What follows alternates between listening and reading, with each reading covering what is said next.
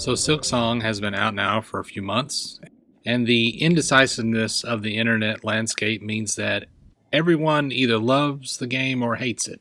The hype was so immense for this game, I don't remember another time a game has created as much hype and division and all in one go. But that was the hype. As a big Hollow Knight fan, what do I make of Silksong? I've spent a little time with it at this point, and I can faithfully say that I am really having a blast. Friend. If I could describe my feelings so far in just one word, it would be more. More color, more NPCs, more enemies, more movement tech, and more, well, just more of everything. Even with the first few minutes of the game, you can feel the more on display. More geometry for the environments, more layers of scrolling, more variety in general. You can feel the environmental detail and interactivity in the scenery. Not that this was not present before in Hollow Knight, but again, it's just more. The game looks great and feels great because of this higher level of polish and integrity. What about the elephant in the room? The difficulty. I know the game was patched since release, so I'm not getting the day one build of the game. So far though, I've played about 3 hours of the game, and I have only really hit 1 or 2 enemies that gave me any trouble. I have a system for Metroidvania games. I usually give the boss or enemy around 3 attempts before I just move on to another unexplored area of the map. If after 3 attempts I am not making any progress at all, and I can't feel myself getting better at the boss, then I just mark it on the map or make a note and come back later if possible. Sometimes you're locked into a situation and you just can't do that, but if I can, I'll just leave and come back. For context, I beat the Bell Beast on my second attempt. Lace took me 3 tries, and the big monster that is in the fiery area, I don't remember its name, I beat it on my second try. But apparently I beat it the wrong way. My daughter explained to me that you're supposed to drop the debris on him from the ceiling, but I just hammered on him until he dropped. I find the bosses to be very engaging and carry on that tradition from Hollow Knight of escalating the patterns as the boss fight goes on. I did notice that the escalation is less telegraphed than in Hollow Knight, meaning that the pace of the battle ramps up unexpectedly at times. And I think this will make future boss encounters more challenging than they were in Hollow Knight, as it makes settling into boss patterns more dangerous when they can suddenly change without warning, and you have such a small margin of error to adjust. I had more trouble with this random enemy in the lava section than with any of the bosses. So far, I've not found the game to be overly difficult.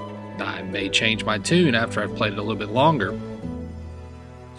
So do I have anything negative to say about the game so far? One of the biggest challenges of building a Metroidvania is finding enough buttons on a controller to implement all the controls inherent with the progression based on addition of tools in a player's arsenal. From Super Metroid to Metroid Dread, this has always been the biggest issue, just finding button placement. And Silksong does not escape this curse. Using tools is awkward. Having to use a joystick and the R button to use a tool is just not ideal in my opinion. It should have its own dedicated button. But again, the problem is, where do you put it? I don't know what the answer to the issue is, as there are only so many buttons on any given controller, but I don't feel like the solution they settled on is the most elegant one. Also, as much as I like the variety on display in this game's environments, I do feel the game struggles to establish a uniform identity the way Hollow Knight did. The game transitions to environments too quickly sometimes, but that's probably a necessary sacrifice in the service of the goal of greater variety. Being that this was a criticism of Hollow Knight, I can understand why this would be something they would want to address, although this was not an issue I had with the first game. Super Metroid is the gold standard for building a cohesive and varied world, but Hollow Knight came pretty close to that ideal. So far, it's the one aspect of Silksong that stands out to me the most. I feel that the game has not established a visual identity as strong as Hollow Knight did. I think it's because Hollow Knight starts with that gray, bluish pattern and then slowly transitions to other colors like green, white, and black depending on the environment. Starting with this green environment and transitioning to gray affects that visual identity of the game. It feels disconnected. But I do think that having played Hollow Knight a lot affects my perspective on the matter. It's subversive by design, and definitely the intent of the developers to start with green and go to gray, since last time they started with gray and went to green. But in my opinion, it just feels a little bit like a step too far. This is not a huge critique, but definitely something that I have noticed since release.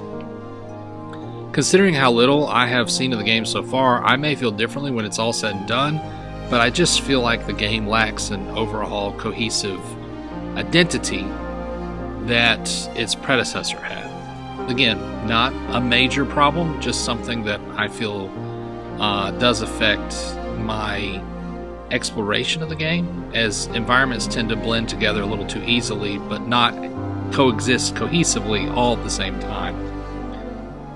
And that's my impressions of the game so far. It's phenomenal. I've had a better first impression experience with this game than I did with the original. You can watch my Let's Play of the game starting in November on my second channel, and you can look for a full review on this channel after I complete the game. Thank you so much for watching, and as always, have a great day.